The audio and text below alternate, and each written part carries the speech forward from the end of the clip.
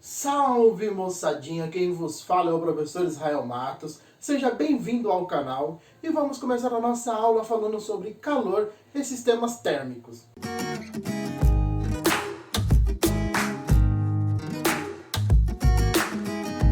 Mas antes da gente começar a falar sobre o tema, vou deixar 5 perguntas para vocês responderem se é fato ou se é fake. A energia cinética de um corpo com velocidade v pode ser calculada pela equação E igual a m vezes c elevado ao quadrado?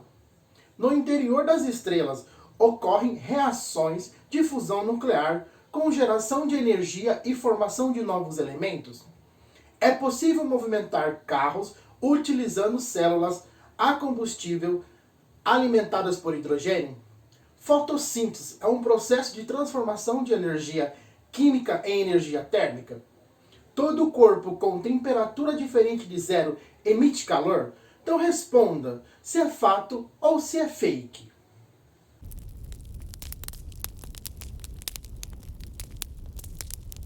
O conceito de calor. Calor é energia em movimento devido à diferença de temperatura. Calor é uma forma de energia. A unidade física é a calorias, o cal ou joule. 1 kcal é igual a 1000 calorias e 1 cal é igual a 4,2 joule.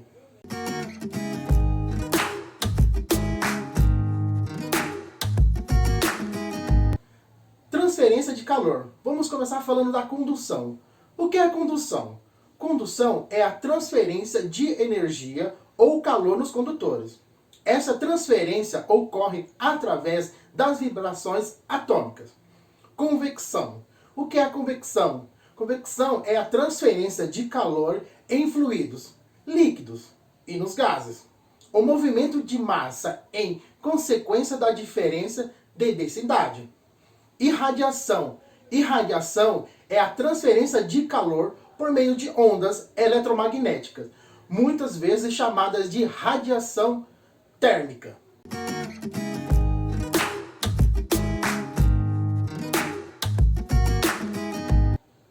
Condutores e isolante. A gente já falou de condutores e isolante na nossa aula passada, então eu vou deixar para vocês a lei de Fourier. A lei de Fourier, ela fala que o fluxo é igual K, que é o coeficiente de condutividade, A, que é a área, delta θ, que é a variação de temperatura, dividido por um E, que é a espessura do material.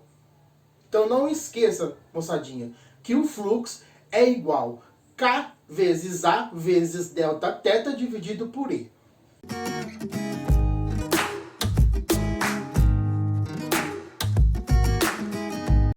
Fontes e sistemas térmicos. Fontes de calor, moçadinha. A fonte de calor são estrelas, vela, interior da Terra, fogo, combustão de materiais inflamáveis e radiação.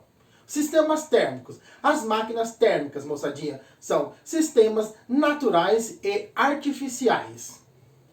Temperatura e propriedades térmicas da substância. Vamos começar falando do que é temperatura.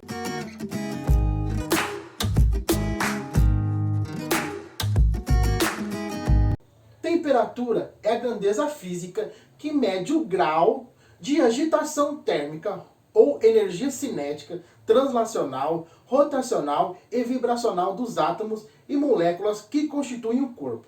Quanto maior for essa agitação das moléculas, maior será a sua temperatura.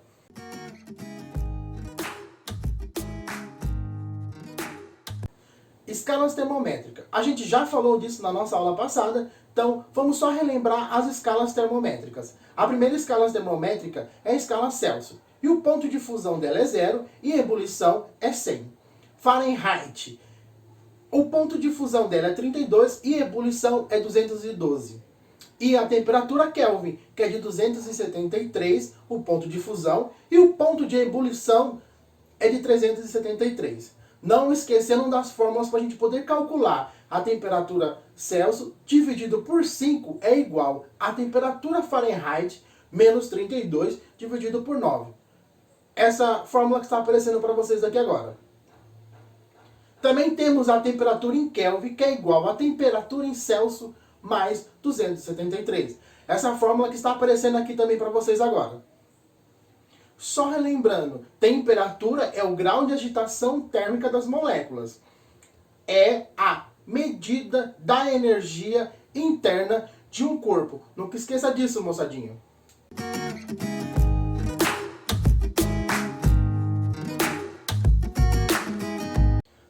Transmissão de calor. Antes da gente falar da transmissão de calor, vou deixar mais 4 perguntas para vocês responderem se é fato ou se é fake. Primeira, os termômetros analógicos e digitais medem altas temperaturas. 2. O ferro, o alumínio e a prata são bons materiais condutores de calor. 3. A temperatura mede o calor que o corpo possui.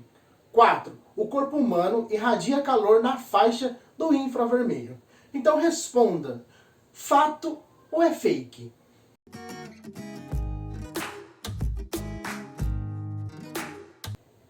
Exemplo 1. Qual será o fluxo de calor em uma barra de alumínio de espessura 30 cm e área de 600 cm²?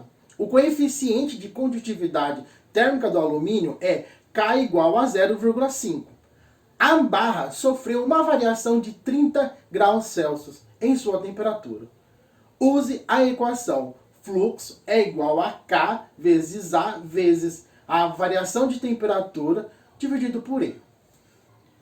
No exemplo 1, moçadinha, ele fala que a minha barra de alumínio tem uma espessura de 30 centímetros, que a minha área é de 600 cm², que o coeficiente de condutividade térmica do meu alumínio é K igual a 0,5, e ele falou que a minha variação de temperatura foi de 30 graus Celsius. E ele quer que a gente use o fluxo. Então o fluxo é igual a K vezes A vezes a variação de temperatura dividido por E.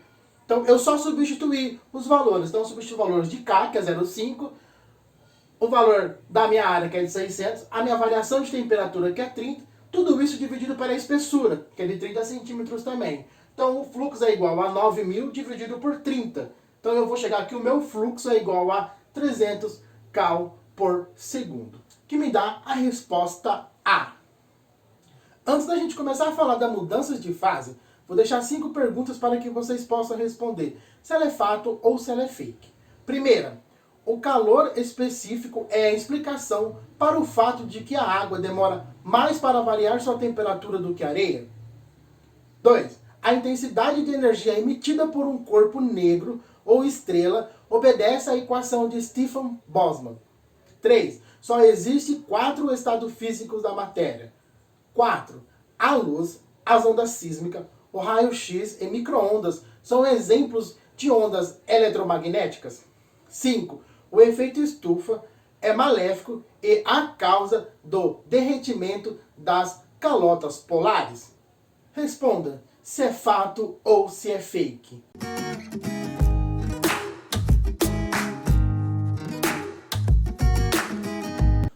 Mudanças de fase. As substâncias podem ser encontradas na natureza em 3 estados físicos. São eles: o sólido, o líquido e o gasoso. Eles também podem ser chamados de fases da matéria ou estados de agregação da matéria. A diferença entre os 3 estados são relacionadas com as características moleculares das substâncias. No estado sólido, os átomos ou moléculas que constituem uma substância encontram-se bem unidos em virtude da existência de forças elétricas intensas agindo sobre eles.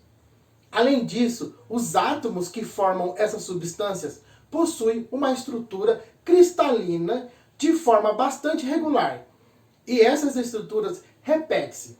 A energia das moléculas é baixa e elas mantêm-se praticamente em repouso. Os líquidos, por sua vez, apresentam forças de ligação menos intensas do que os sólidos, o que faz com que as moléculas fiquem mais afastadas uma das outras e se movimentem mais livremente. Portanto, elas possuem maior energia. Isso explica porque a matéria no estado líquido pode escoar e ocupar o volume do recipiente que a contém. No estado gasoso, praticamente existe força de ligação entre os átomos, que ficam separados uns dos outros por distância bem superiores à dos sólidos e líquidos. Os gases também possuem mais energia e movimentam-se desordenadamente, podendo ser facilmente comprimidos. Além disso, assume a forma e o volume do recipiente em que são colocados.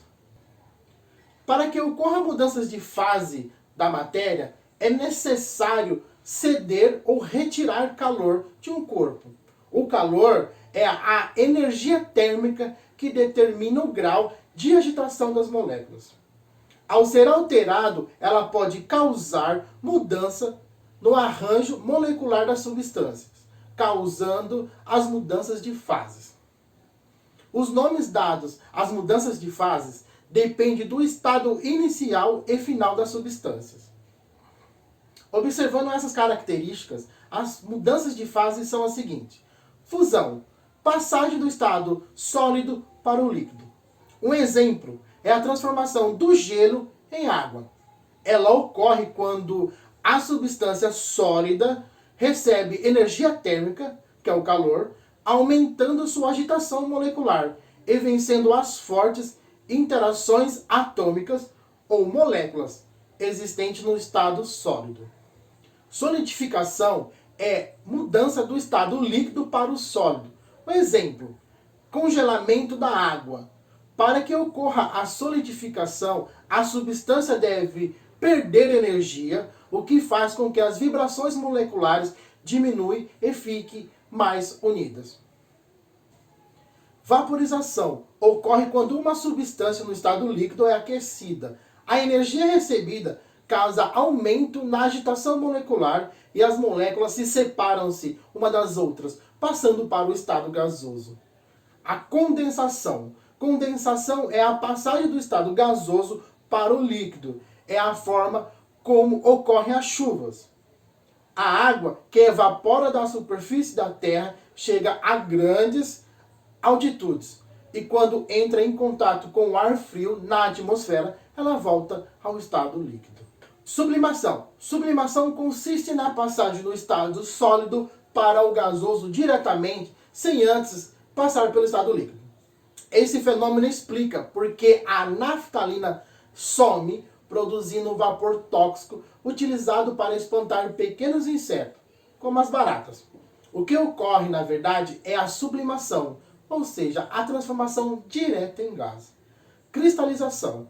Cristalização, mudança do estado gasoso para o sólido, também sem antes passar por líquido. Então, moçadinha, mudanças de fase é a mudança de um estado físico que depende da pressão atmosférica. No momento em que ocorre a transição, a temperatura permanece constante.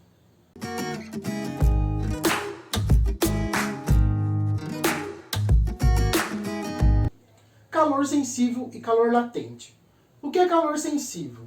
Calor sensível é a quantidade de calor responsável pela variação de temperatura do corpo. E ela é dada pela fórmula Q igual a M vezes C vezes delta-teta. O que é delta-teta? Delta-teta é a nossa variação de temperatura. Então, a variação de temperatura é igual à temperatura final menos a temperatura inicial.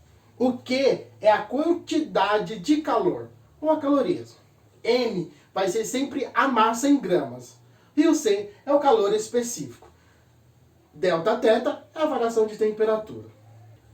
Calor latente. E o que é calor latente? Calor latente é a quantidade de calor necessária para provocar a transformação física da matéria. E ela é dada pela fórmula Q igual a M vezes L, onde o Q é a quantidade de calor, a massa é o M e o L é o calor latente.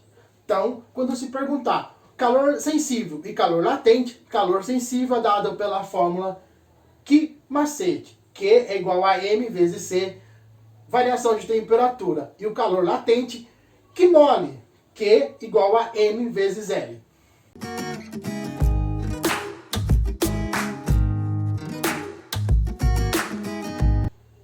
Fenômenos naturais e tecnológicos.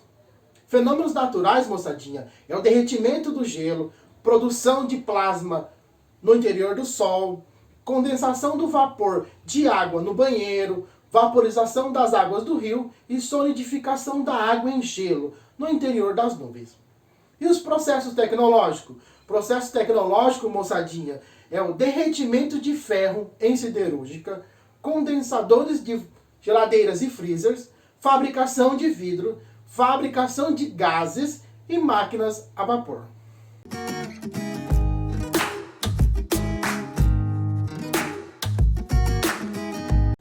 Potência e trabalho mecânico. Antes da gente começar a falar de potência e trabalho mecânico, vou deixar mais 4 perguntas para vocês responderem se é fato ou se é fake. Primeiro, condensação é a passagem do estado sólido ao líquido?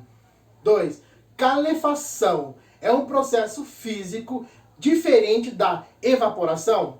3. Temperatura é a medida da energia interna de um corpo? 4. Calor específico da água é menor que o da areia? Então responde se ela é fato ou se é fake.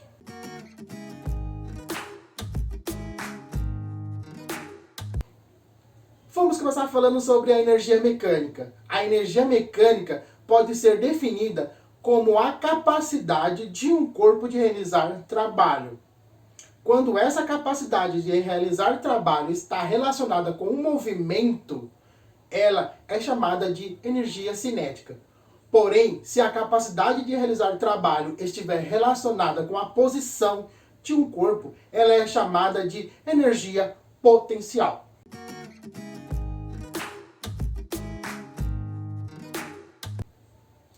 Energia cinética. Essa forma de energia está relacionada com a massa e a velocidade de um corpo. Matematicamente, ela é dada pela equação EC, de energia cinética, que é igual a massa vezes a velocidade ao quadrado, tudo isso dividido por 2.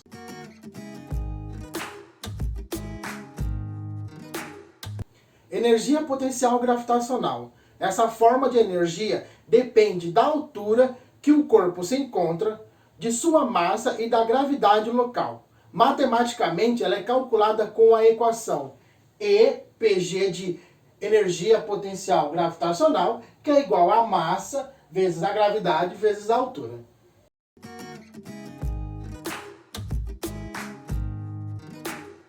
Energia potencial elástica. A energia potencial elástica depende da constante elástica da mola e do deslocamento. Matematicamente, ela é dada pela equação EPEL, de energia potencial elástica, que é igual a K vezes ΔX, que é a variação de deslocamento da mola, tudo isso ao quadrado, dividido por 2. O K aqui no energia potencial elástica é a constante elástica da mola. ΔX é o deslocamento da mola, nunca esqueça disso. Então, a energia potencial elástica ela é dada por EPEL, que é igual a K vezes ΔX ao quadrado, tudo isso dividido por 2.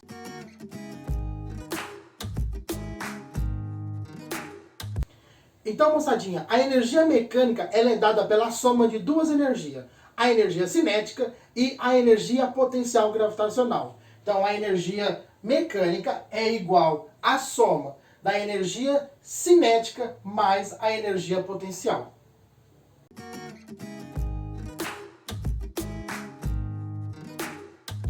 Trabalho. O que é trabalho? O trabalho que a gente estuda na física é diferente do trabalho que a gente faz todo dia. De acordar cedo, de pegar um ônibus, de pegar o metrô, de ir trabalhar mesmo de sol a sol e ganhar o nosso dinheiro. O trabalho na física é uma grandeza física que mede a transferência ou a transformação de energia. A unidade de medida dessa grandeza é o joule. Além disso, o trabalho que é exercido por uma força equivale à variação de energia cinética, bem como da energia potencial, atribuída a um corpo ou um sistema de corpos. Como se calcula o trabalho de uma força? Para calcularmos o trabalho exercido por uma força constante, é necessário que se multiplique o módulo dessa força pela distância percorrida e pelo cosseno do ângulo, que é formado entre a força e a distância.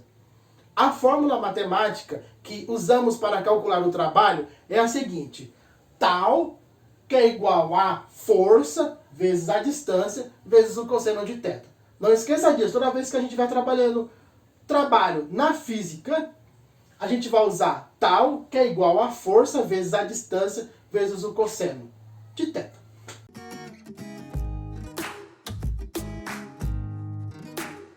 Potência mecânica. Potência mecânica é definida como a taxa de variação das formas de energia relacionadas ao estado de movimento de um corpo.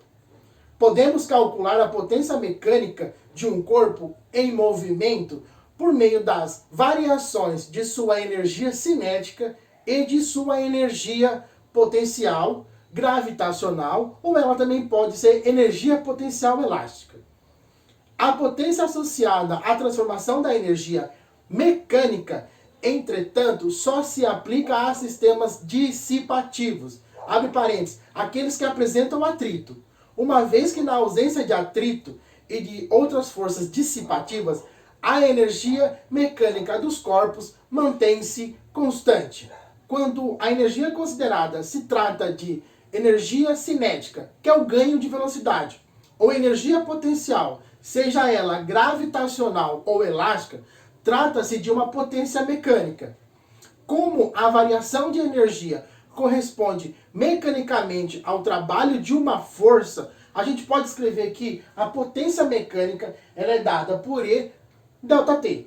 Mas eu posso reescrever que a potência mecânica é igual ao trabalho dividido por ΔT.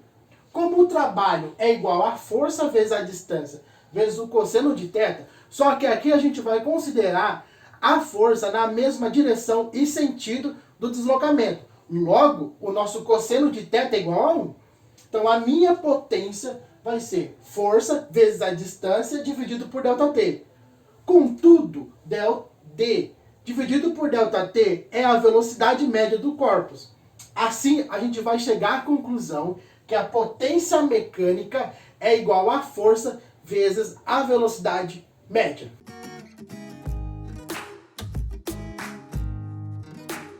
Exemplo 2. Um elevador de 50 kg precisa levantar 400 kg de uma carga a uma altura de 30 metros em 12 segundos. Qual a potência requerida de seu motor para que cumpra essa tarefa? Exemplo 2, moçadinha. No exemplo 2 ele fala assim: eu tenho um elevador de 50 kg e uma carga de 400 kg. E eu preciso levantar essa carga a uma altura de 30 metros em 12 segundos. E ele quer saber qual é a potência requerida por o meu motor. Para isso, eu preciso pensar no negócio. O elevador irá aumentar a energia potencial gravitacional da carga de 400 kg e do próprio elevador. Então, para isso, eu peguei a energia potencial gravitacional, que é igual a massa vezes a gravidade vezes a altura. E eu só troquei. No meu pote, eu coloquei potência igual a energia potencial gravitacional dividido por ΔT. Então, a minha potência, eu tenho a soma das duas massas, da massa da carga, mais a massa do elevador, multiplicado pela gravidade, vezes a altura, tudo isso vai dividir pelo tempo que ele me deu também. Então, a minha potência vai ser de 450, porque eu peguei 400 mais 50, deu 450, vezes 10, vezes 30, tudo isso dividido por 12. Então, eu vou chegar que a minha potência é de 11.250 watts. Então, eu posso transformar isso na minha potência igual a 11,25 kW.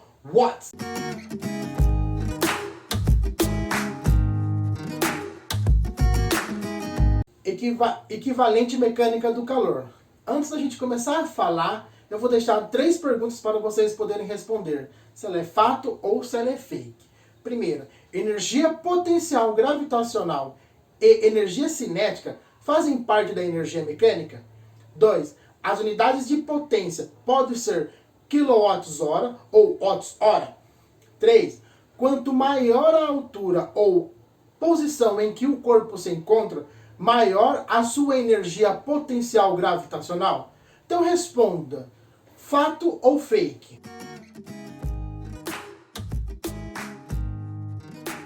Calor na história. Do século XVII até o século XIX, prevaleceu a teoria do calórico. Essa teoria considerava o calor uma espécie de fluido que circulava nos materiais. Segundo essa teoria, um corpo com temperatura alta tinha mais calórico do que o outro com temperatura menor. O calor era uma quantidade que se conservava.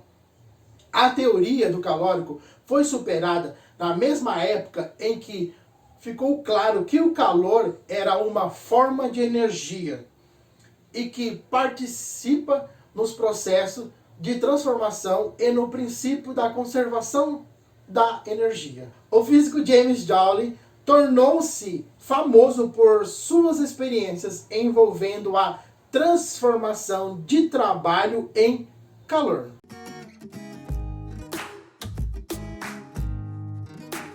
Exemplo 3. Na experiência de Joule, o bloco de 4 kg é solto da altura de 10 metros. No recipiente isolado há 100 gramas de água, dado que C é igual a 1 caloria por grau Celsius, e que a gravidade é de 10 metros por segundo ao quadrado. Qual foi a variação de temperatura sofrida pela água?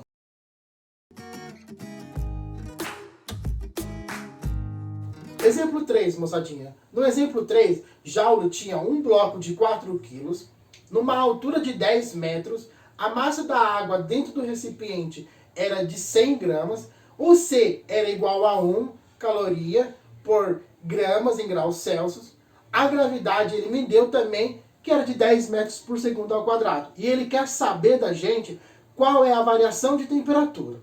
Então vamos pensar isoladamente. Se eu estou trabalhando com um bloco, eu tenho uma massa e eu tenho uma altura. Então, isso vai me dar a energia potencial gravitacional, que é igual calor e massa, eu tenho calor sensível, que é Q igual a M vezes C vezes ΔT. Eu vou só colocar isso na lousa para vocês verem. Então tá aqui, moçadinha. A minha energia potencial gravitacional é igual ao calor sensível. Então, a minha energia potencial é dada pela massa vezes a gravidade vezes a altura. Então, a massa que eu estou pegando aqui é a massa do bloco, ok? Igual ao que macete? A massa da água vezes o calor vezes a variação de temperatura. Então, eu só troquei a massa do bloco, que é 4, a gravidade, que é 10, a altura, que é 10, que é igual a massa da água, que é de 100, e esse C, que é o calor que ele já me deu, que vale 1, vezes a variação de temperatura, que é o que a gente está procurando. Então, 4 vezes 10 vezes 10 dá 400, que é igual a 100 vezes 1, que dá 100, vezes a variação de temperatura.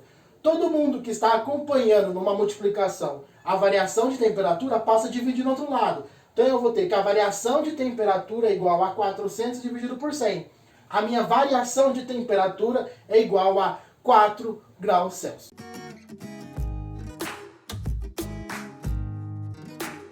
Com isso, a gente fecha a nossa aula de hoje. E a gente se encontra na nossa próxima aula. Abraço!